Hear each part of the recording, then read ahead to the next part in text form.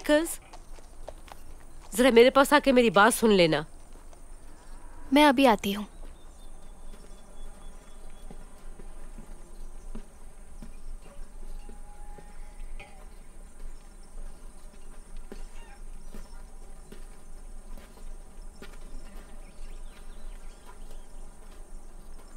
कब रवाना हो रहे हो तुम लोग?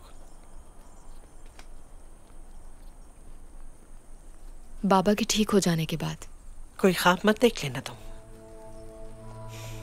इंसान अपनी औकात में अच्छा लगता है।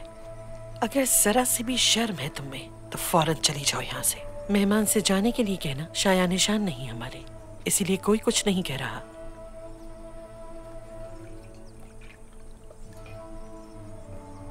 तुम जिनके टुकड़ों पे पल रही हो हलीमा, जिन्होंने तुम्हारे जख्मों को सींचा, सर छुपाने की जगह दी, क्या उनके इन सारे एहसानात का सिला इस तरह चुकाओगी तुम?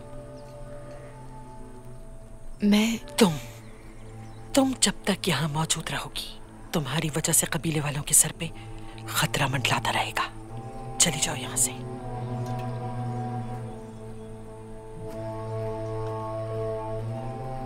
हलीमा, हलीमा। सलजान,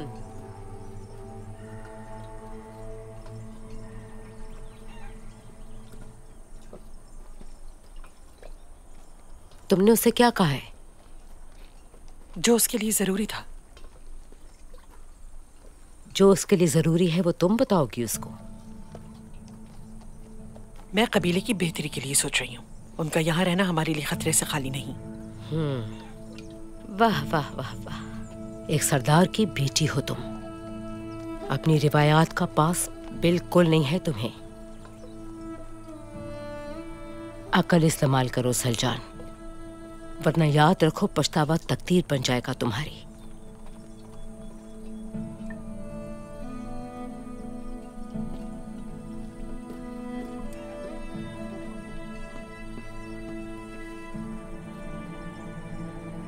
क्या हुआ? कुछ नहीं हुआ।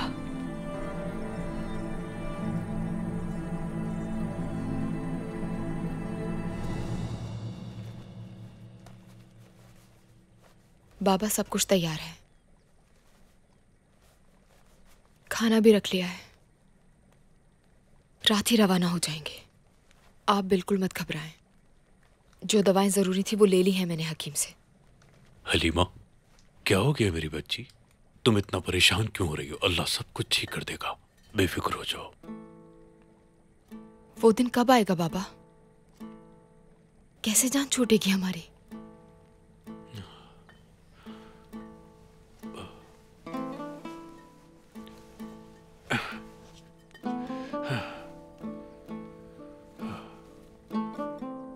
अल्लाह की रहमत से मायूस नहीं होना चाहिए। अब तक उसी ने हमारी मदद की है जो हम जिंदा हैं। सब कुछ पहले जैसा हो जाएगा। सब कुछ पहले जैसा हो जाएगा? आखिर कब हमारी दुआएं पूरी होंगी?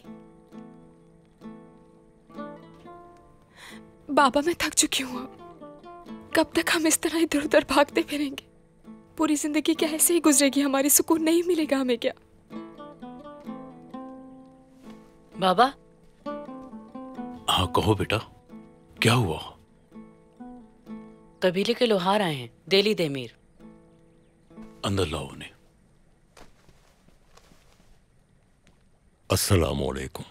वालेकुम सलाम। बैठो। बाबा, देमीर साहब ने आप दोनों के लिए तलवार बनाई है।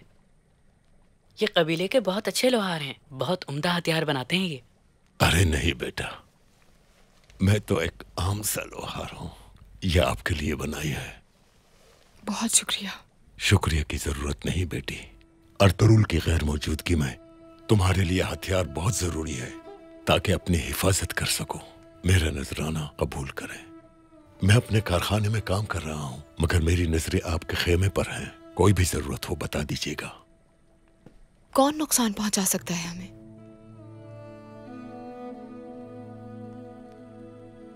सुनो मेरी बेटी, अर्तुरुल मेरे बेटों की तरह है और इसीलिए तुम लोगों की हिफाजत की जिम्मेदारी उसने मुझे सौंपी है। खुदा हाफिज।